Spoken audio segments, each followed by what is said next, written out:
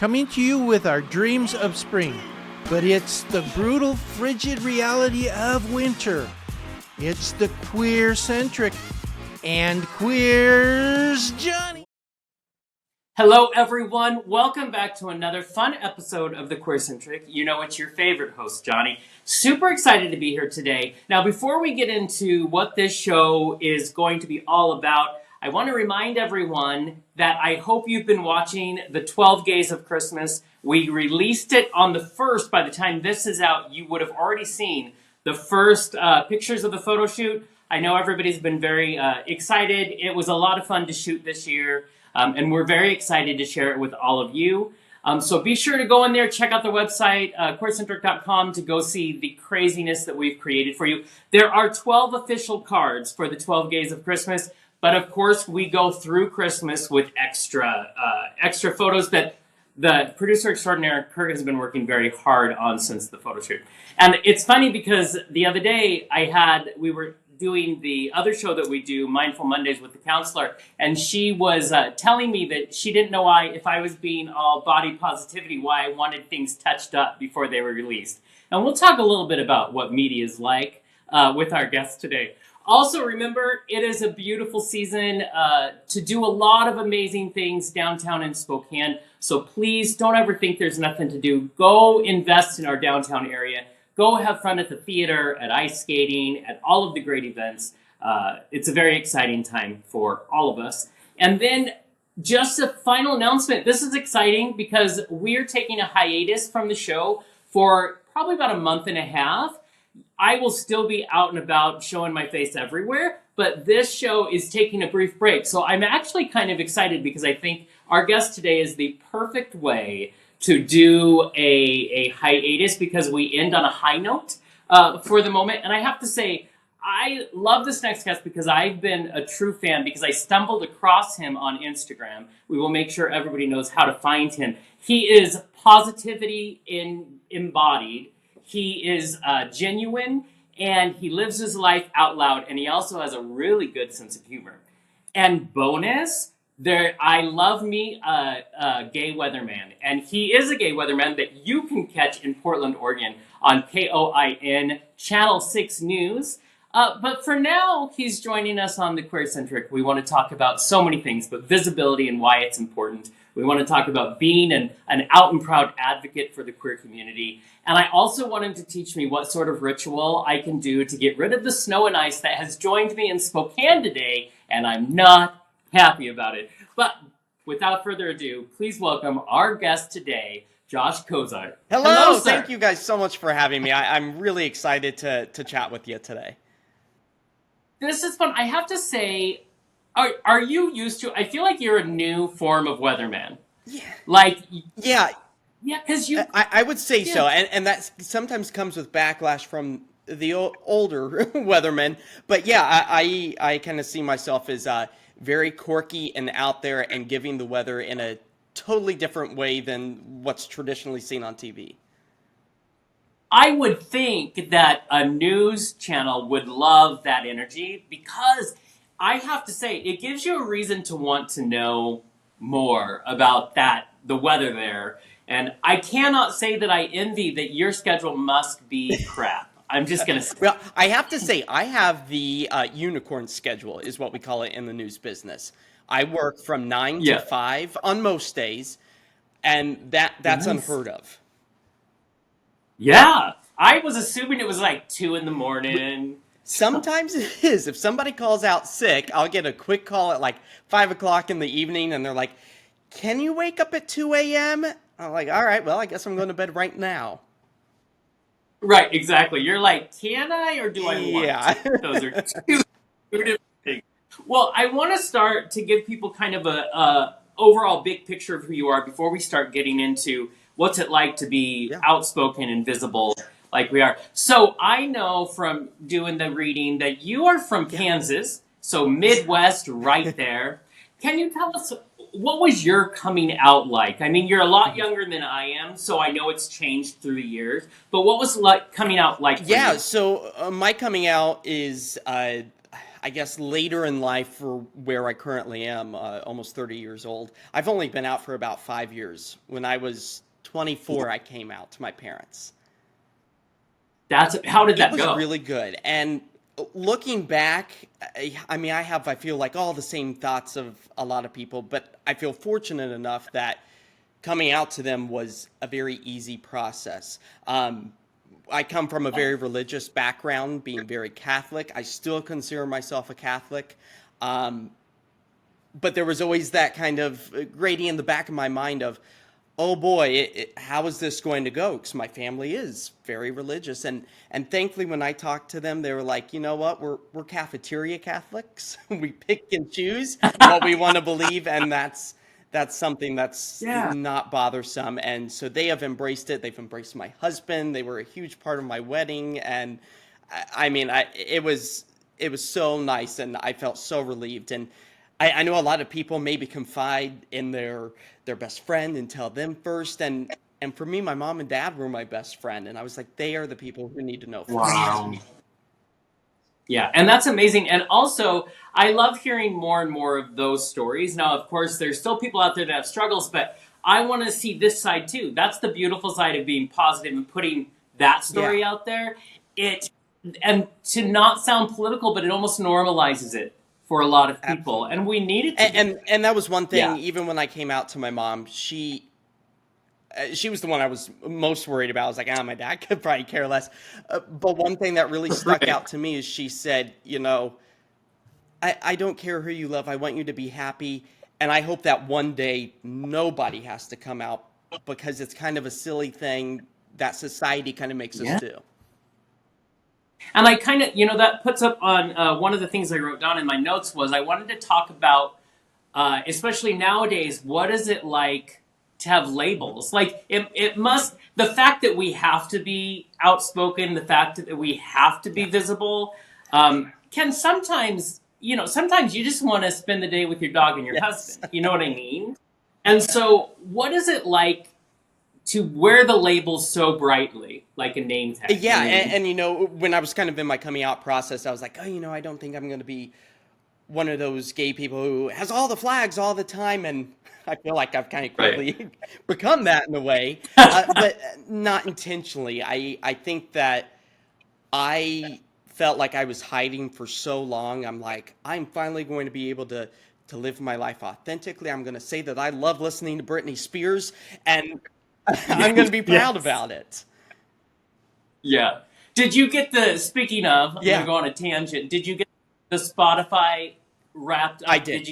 That's every year. I'm like, this is how you're going to know how your gay card is doing when it sends you that. And I have to say, mine might be old school, but number one was Cyndi Lauper, and I'm like, okay, I'm solidly gay.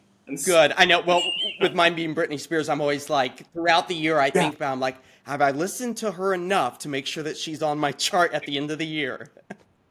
Exactly. Because we have to do our divas proud. We do. We have to. Yes, part of it. So tell me about, it's amazing. So you have the family and they're on your side and they're supportive of you. Do you think, how was the Midwest part? How was the Kansas part? The people around? Yeah, I mean, I feel like growing up in Kansas, I was my family politically just very kind of middle of the road. Don't really care about the politics. We're kind of thankful for that, because I never felt, even around people, that there was a sense of negativity on me personally. Of course, in school, like 5th or 6th grade or so, started to get the question of, are you gay? And at the time, not really knowing what that was, other than RuPaul was gay, and I saw him on Sabrina the Teenage Witch, and that was about the extent. Yeah, and I think it's funny because I think that every child is just let them find their way. That's the dream. But I have to say, so I was having this conversation with, on the other show that I do, the mental health show, and we were talking about how what's so great is, and what's so horrible is, trauma actually affects your DNA. It gets so deep. But what's so beautiful is there are people that have better experience, and I would think that lends to your light that you have when people, at least what we see on Instagram, or what you show the world.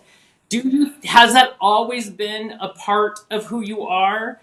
And if not, when did that start coming into play? Honestly, I think that's always been a part of me. I have always tried, and I base that a lot off of my parents raising me and my siblings as look at the bright side. You are the determining factor of are you going to have a good day or are you going to have a bad day? Bad things are going to be thrown your way, but it's all about how you internalize and reflect that back out. So from a very young age, in school I was very quiet, but I still was a sense of positivity. And I remember people and other kids saying, "You always got a smile on your face. What are you so happy about?" And I just say I'm trying to find the good and the light in everything.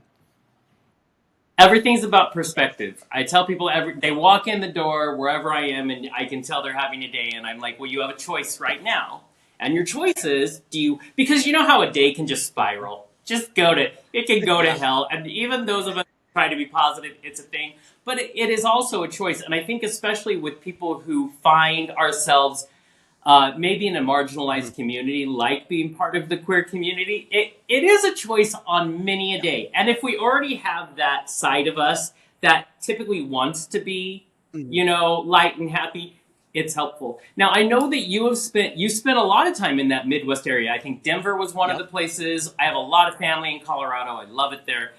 Dallas, Yeah. I think I read, was one of the places. Yeah, which is I love it. I lived in Tulsa and would go to Dallas to buy clothes because they had the greatest Yes, shopping yeah. ever. And then you take this, left Yep. turn, and you end up in Portland. Can you tell me how that turn took? Yeah, so I What mean, was it? I lived in Kansas all the way till I was about 13 or so. My dad's job moved us to Dallas. Lived there for 4 years. Part of my middle school and beginning of my high school career was there. And then we shipped ourselves out to Denver again because of my dad's job. I finished out high school there, went to college, and absolutely loved Denver. I kind of consider that my home. I feel like that's where I grew up and became myself. And then I had the crazy idea to go into broadcast communications as a meteorologist, and then that just takes you everywhere. I lived in Quincy, Illinois, itty bitty town just north of St. Louis for like a Wow. year and a half. And I'd never been to Oregon or the Pacific Northwest. The farthest west I had been was Colorado. And I always saw Oregon as, hey, I love the outdoors. I hear they're kind of kooky out there. I'd love to Yeah, kind of yeah. check it out. And a job opportunity opened up, and I've now called Oregon home for over 4 years. Which is amazing. And you've been did I read, is it been about a Yes, year just about a since year you've been in at Portland. Yeah, which is crazy. So Portland got this really cool guy to start giving Yeah. them the weather, uh, someone to keep it weird, as Portland likes to do. And so, is that where you ran into you and met your husband, or where did the husband come Yeah, along the way? so the husband happened because of the pandemic. So we say that was the one good thing that came out of all this. That I was living in Eugene at the time as the chief meteorologist down there, and he was actually living in New York City doing drag full time out there. Yeah, in New York. Wow. Yeah. He was doing it out there for, I think, 2 to 3 years, drag. And he was actually coming back home because his mom, dad, and grandparents all live in Albany, Oregon. And so he was here for about a week before they were going to fly to Mexico. And then the pandemic hit, and then he was stuck. And he came up on my Tinder, and he swiped incorrectly. So I had to get my journalistic background into play and find him on Instagram and just shot him a message and was like, "Hey, I think you're really cute. You want to go on a hike? We can stay 6 feet apart." And he said yes, and we've been inseparable ever since. Now, did he know that he accidentally hit the wrong? He had a twitch in his finger on No, Tinder. he knows that he says he swiped correctly because I was wearing a turtleneck, and he said no artsy people. He's been there, done that. So, That's yeah, we. and yet he got a professional artsy. That's different. I know. Well, and I Yeah. joked with him before the wedding. I was like, just because you swiped because I was wearing a turtleneck, I'm going to wear a turtleneck at the wedding. I didn't end up doing that, but Exactly. still bring it up. So, and one of the things I love it, you're very on your social media. You're very open about your Yeah. life. As open as media, we think we know people, obviously, but you are still very open. You share with us your relationship. You share with us your sense of humor. We even get to see behind the scenes at Yeah. your work, and I think that's amazing. Have has that just been a natural decision, or did you have to kind of decide whether you were going to be that open? I don't think it was a definitive decision where I was like, okay, this is what I'm going to share. I've always been addicted to social media, I think, like a lot of us, and I use social media a lot for my own photo archive, especially Facebook. Yep. I'm like, I'm just going to throw this up there, not for people to like it, but just in case I have a hard Right. drive go down, I can pull stuff. But I definitely now, and especially moving up in market size in television in Portland, more eyes are on me. I definitely will take a moment to think, okay, how is this going to be received? I Right. still want to live openly. I want to show my authentic life, and why do I have to hide something that's so normal for so many straight couples? Exactly. I shouldn't have to tailor myself to that. And surprisingly, because I was very cautious in the beginning about sharing that it was very Right. positive. I very rarely get a negative feedback from that. Which is amazing. And just ignore the negative, anyways. There's always a Oh yeah, troll out there. So, do you get when you're out with your husband, or maybe you're out at? I know you like the drag brunches, and I'm sure you watch your husband yeah. perform a lot.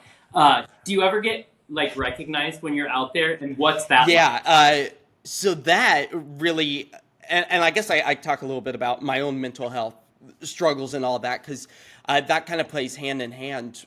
When I was first kind of figuring out who I was in Quincy, Illinois, as a gay Yeah. individual, being recognized, I felt like I couldn't figure out who I was because everyone was recognizing me.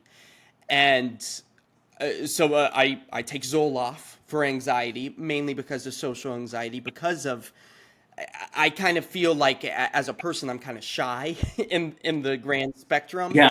and so that was different from me because I would have people more so in the smaller towns than I do now, but I would have people come up and put their hands on my shoulders and like shake me and say, "It's Josh Yeah. Cozart from The Weather," and that was very abrasive and abrupt for me. And Yeah. I thankfully with a lot of talking with my husband, my family, uh, Zoloft itself, I still kind of have that in the background of my mind of okay, somebody's definitely staring at me at the grocery store. Yeah. How are they going to go about approaching me? And uh, overall, Yeah. it's been a very positive experience. My husband now at the brunches, the drag brunches, just points me out. If the weather's bad, I'm the person to blame. Yeah, Yes. I was going to say, I wrote down what's so fascinating is for years, for probably about 20 years, the gays were yeah, blamed for these tragic weather. And I decided in the story I made up about you was that you decided your way to combat that was to go be a yes, weatherman. yeah, yeah. But it's like fighting crime almost, right? Yeah, exactly, exactly. I find it fascinating because I have known some wonderful people who have Yeah. worked in the weather, but there is this cultural, the jokes, you must hear the jokes. And how do you take that? Is that like you let it slide up, or what's that like? Because there's a lot of people who and I love that they still blame, but it's not because you're gay. They're going to blame you because you're the weather guy that told us. You Yeah. know what I mean? What's that Uh, like? the Yeah. biggest one that I always get is people tell me that, oh man, I wish I could be paid to be wrong all the time. And Oh, I mean, in all seriousness, though, meteorology, even in the past 10 years, we are about 95 to 97% correct. It's just that one single event that people pinpoint out. yeah. So I try to break it down as that. Otherwise, I just kind of, oh yeah, just kind of slough Yeah. it off. Exactly. Also, it makes me think of Mean Girls, which was such a great, she was so good at it, but it was such a bad representation of the weather professionals that are Yes, out there. I play along with the jokes. It really doesn't bother me. I think it kind of comes with the gig, and I try to lean Yeah. into it, and I don't know, maybe that's my positive outlook against trying to show. I We will take the positive outlook. Now, what has it been like? I mean, you seem to be at a station that really supports you. They support, like you hosted your own special about Pride in Yeah. Portland. I love that they're so supportive. Is that something that's kind of like maybe a new normal that we're seeing, or are you just lucky because of where you're at in Portland? Yeah, I think that it is hopefully going to become a new normal for people across the country. I definitely think that we're privileged living in the Pacific Northwest, that it is so open and rallied around. But I feel like I hit the luck of the draw, especially with Coin here in Portland, because every day I walk into the station, we have this giant art piece that's the pride flag of 1,000 little colorful cranes. And we are known in town as the Pride Station. We talk about Pride stories 365 days a year, and that's our Beyond Pride segment. And so to walk in, and in the front door, the first thing I see in our office is that Pride flag every day. It definitely is very touching.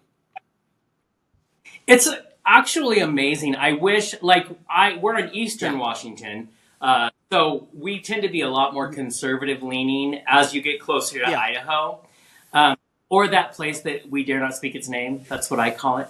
But it's because, and I honestly wish that was a segment, and what a beautiful thing that would be to have that everywhere. But I have to say thank you, because you mentioned earlier, you touched on mental health, which I love taking stigma, because come on, 2023, almost 2024, we need to get over it. We should have taken mental health seriously a long time ago. So I love that you were so open about that. You were so open about, anxiety. I find that people who are drawn to media, people who are drawn to get out there, and be positive voices, tend to be a lot of anxiety, just kind of in there. And it's almost like, I think, our way of trying to balance our scales. How has that affected you as having an anxiety disorder, having an anxiety issue? How has that affected the way you get in front of the camera, or the way that you step outside the door? Yeah, I think, thankfully, mine wasn't so much the on-camera thing. That didn't bother me. It was more of meeting deadlines, because in television, I mean, I would step foot in the door and you hit the ground running, trying to contact people. And I'm such a perfectionist that I wanted everything to be exactly how I wanted it. And so that really kind of played into it. And so now I take an approach of just do the best you can. It doesn't have to be perfect. As long as you put in the hard work and your product shows of it, then that's a successful day. Yeah. Well, it's obviously showing, in my opinion, by what you do. How do you make... So your career tends to be a career that takes a lot of time, takes a lot of investment. How do you make time to do the fun social extras? How do you make time to make sure your family gets the time they need? Yeah, you know what I mean? It's definitely a giant juggle. Being married and now living with my husband in our apartment here, I try to say, when I come home, the time is his. So everything needs to be fit into the workday. And thankfully, with all my crazy social media videos and everything, my work loves that. So that's part of my workflow. I've gotten it down to about a 30-minute science where I can write, shoot, and edit everything in 30 minutes, and am able to fit that into my daily schedule. Well, and you're also not doing non-quality work, because the stuff like your video you did based on the video of the movie Twister. I absolutely love. So I mean, it's not simple editing.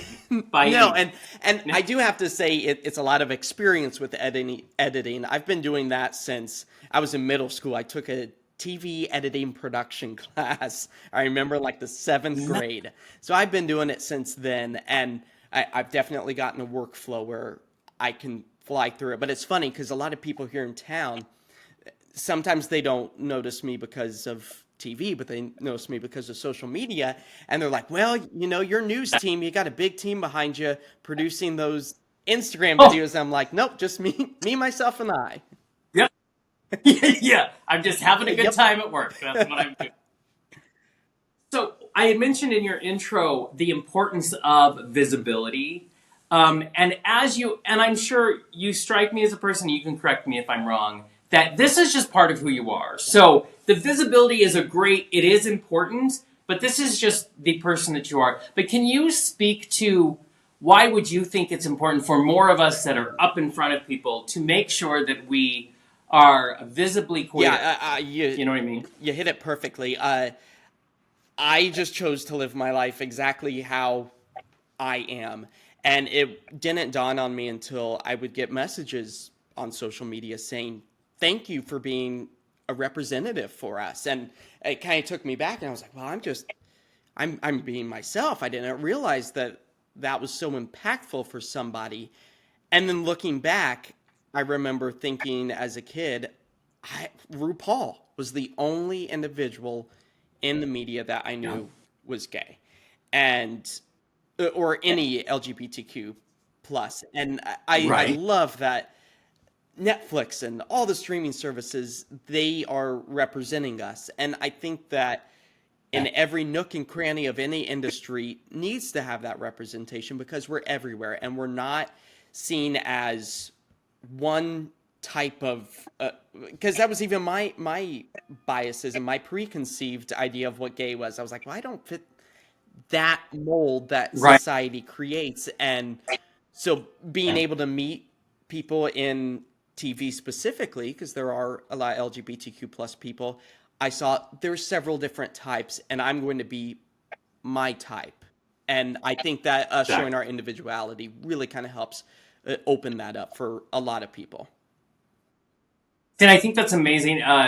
Just that whole fact of if we look literally at the rainbow flag, that's what's nice. And I think what's nice now is seeing more people be visible. Is we're able, especially for these kids, because when I was a kid, the hard part was I didn't Yeah. see myself. The only version was what I call Hollywood gay, was the only version. And now we're getting more and more varied of what we can do. But I have to say, I think the reason I have such an affinity for people in the weather profession is because the very first person when I was in my teen years that I ever knew was on TV and gay was a weatherman out of Seattle. And I remember how empowering that was for me as just a kid in the middle of Washington at that time. And realizing, oh crap, like we do exist and this guy's brave enough to exist out loud, which I think is more and more important. Now, as you are more just who you are and you're just living your life openly, do you find that the Portland, that doing the Pride and all of that, they want you to take more of a role then? Because they feel Yeah, no, bigger? I definitely see that. And I'm very appreciative, again, of my station of coming to me and saying, hey, do you want to be the host of our Pride special? Right. And I've emceed some events for the Rose Court here, which is a charitable event, the longest running one in the country. And so I tried to be a beacon if someone will have me to be a voice. And that's where my true love and passion is being able to be out with the community. Right, right. And you are good. I mean, even in your bio, you talk about the importance of being an advocate for the LGBTQ plus community. And I think that's a lot. Now, with your anxiety, because I totally understand Yeah. that aspect, because I used to get such stage fright and people would laugh at me because they're like, No, you don't get. No, like there's a switch we flip when we're in this business that you can flip it because you want to do that, the best job you can do on that stage. And then when that's time to turn that flip that switch off, it's time. And so I need everybody to just stay away from the curtain and do that. But you were saying just about 30 Yeah. now.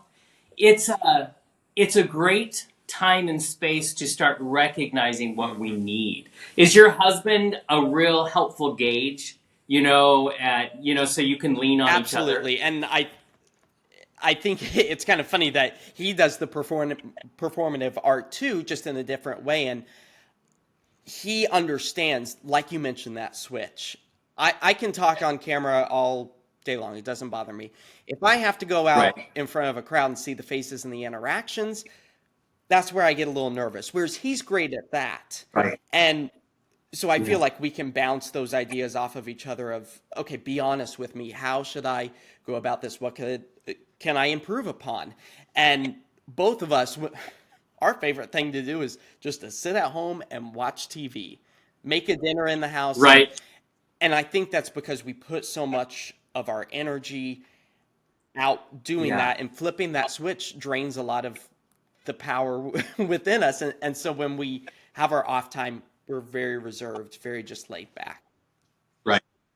And I think balance is the most important thing we can find, especially there's an ownership that happens when you are in front of people. Like you are in front of way more people than I'm in front of, but I know a little bit of what that must be like because there's an ownership and it's beautiful. It means they love you, but they want you to be this, there's a pedestal that comes with it. So if you don't find a way to balance it, to have the people around you that keep you in the realness of life and love and beauty, it helps a lot. And I'm curious about you in two different rounds. You both are Yeah. performers.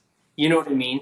They're slightly different. You know what I mean? So is that helpful or is it challenging at times having two performers in the house? Or? Thankfully, I think that there is a big enough difference, whereas I've learned a lot about drag, but I don't know drag. I Right. can't do it myself.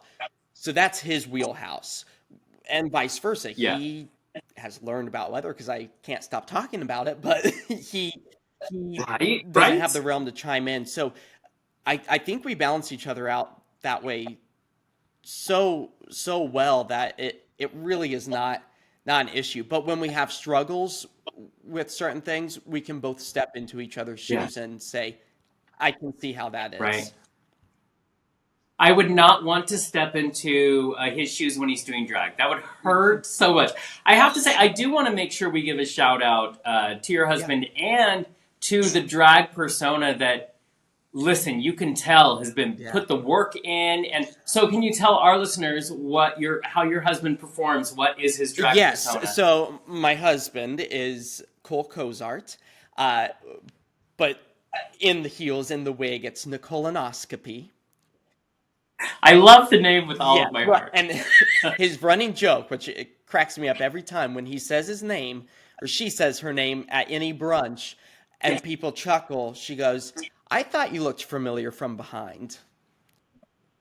Like, that's the goal. That. Now, he, in whatever persona they are at that moment, there must be, I'm guessing, pretty popular in Portland. Yes, not to our own horn, but she's kind of the premier Portland queen. She is a live singing drag queen, so she has a live singing with a pianist every Friday night and does brunches and does lip syncing. But now, I mean, pretty much is just up on stage and opening for people like Juno Birch. Who I love. And I just get to ride the heels of her and just, I get to meet all these incredible people. And Jinx Monsoon has performed at her events. And so it's really cool to just see all the doors that she has opened herself, and very happy to follow along with her. I always say the most exciting thing for me about being in a relationship is the opportunity to be the cheerleader for each other. Like, you both have your realms that you're really good at, and you get to support each other in those realms. It also keeps us grounded. And something else that keeps us grounded is you happen to have the cutest dog. My dog might run for the money, but I love. So, how important are animals to the family? They are our children.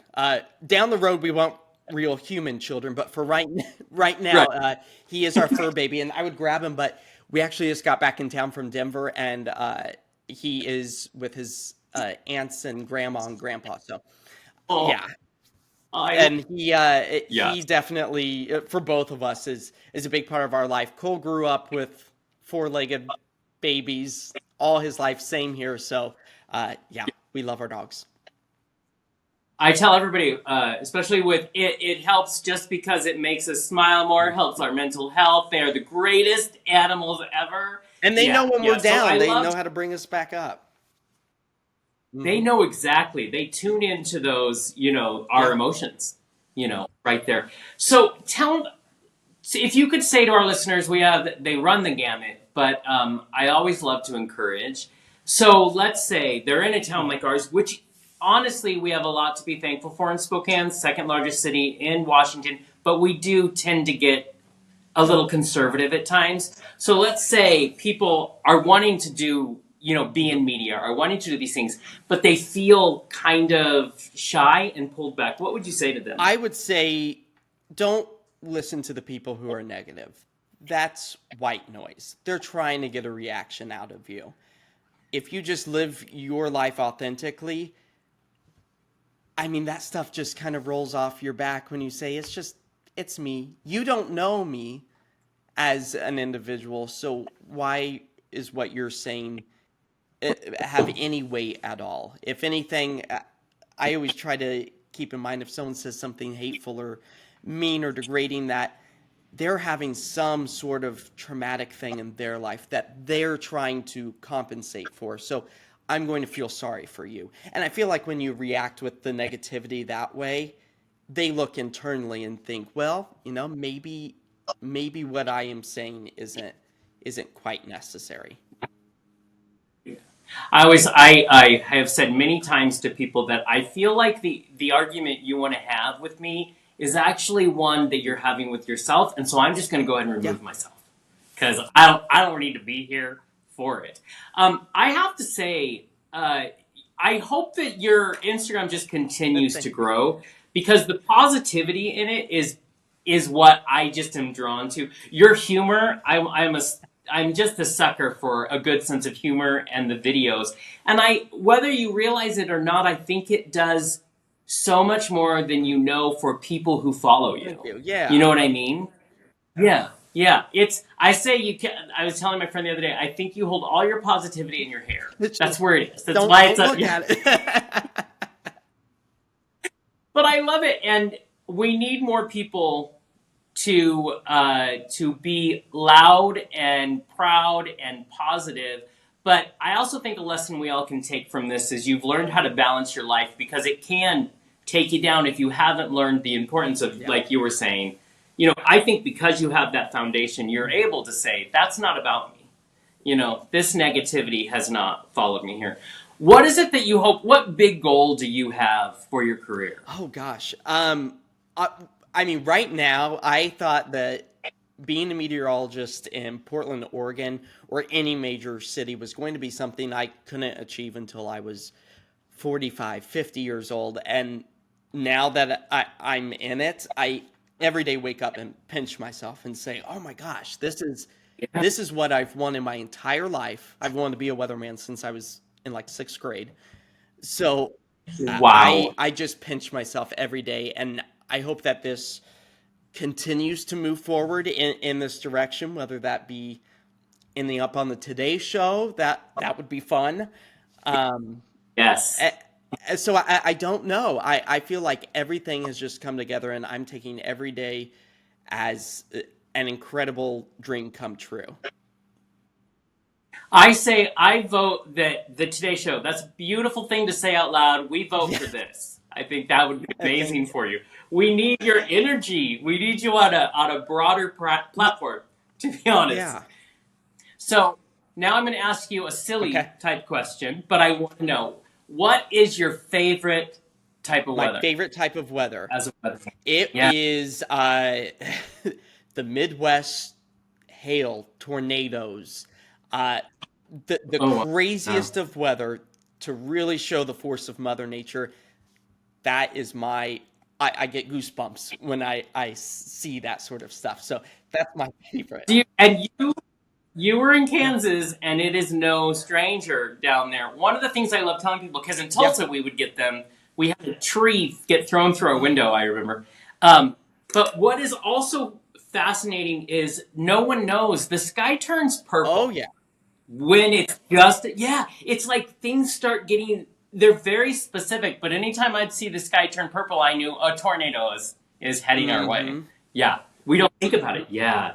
Is that what mesmerizes you about weather? What details? Yeah, so it started off as a fear for me as a kid. I was terrified of thunderstorms, and I remember going to my parents' room as a kid and just deathly afraid. And I was in Boy Scouts. I was at a camping trip and had to sleep in a tent in a really bad thunderstorm. And that's kind of when the light switch went off, where I was like, I'm not fearful of this, but I'm curious as to why this is happening. And from that moment on, I was like, all right, I want to be that voice of helping some scared kid at home know exactly what's coming our way, and that it doesn't necessarily have to be scary.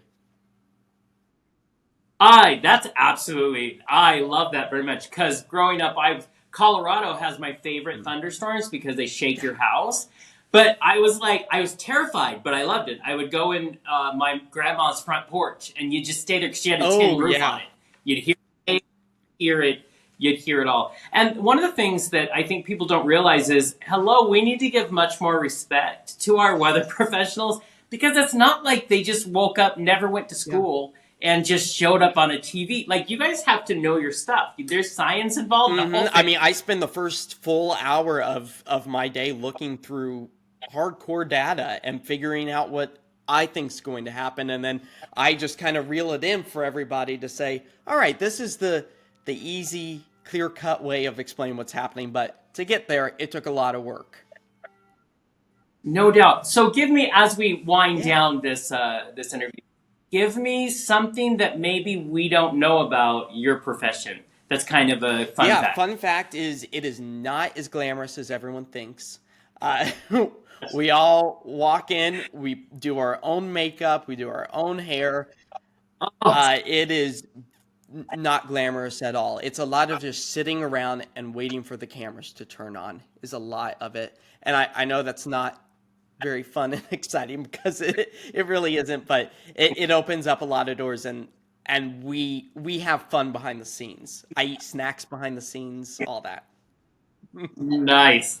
I have to say, I'm sad to hear. It's like theater. It sounds like you have to do all your own stuff there. Do you have to wear the old '80s movies when news anchors were on, wear the tissues around your collar when you do your makeup so it doesn't get on everything? Oddly enough, I'm one of the youngest people at the station, and I think I'm the only individual that I've seen do that. But yes, I will put the tissues all around, and when we run out, I'm like, I gotta go find our office manager. I need to have those tissues so I can stuff them in. This is what I have to say. I think that's the gay in us. I think so. I'm like, the color's gotta be sharp. Exactly.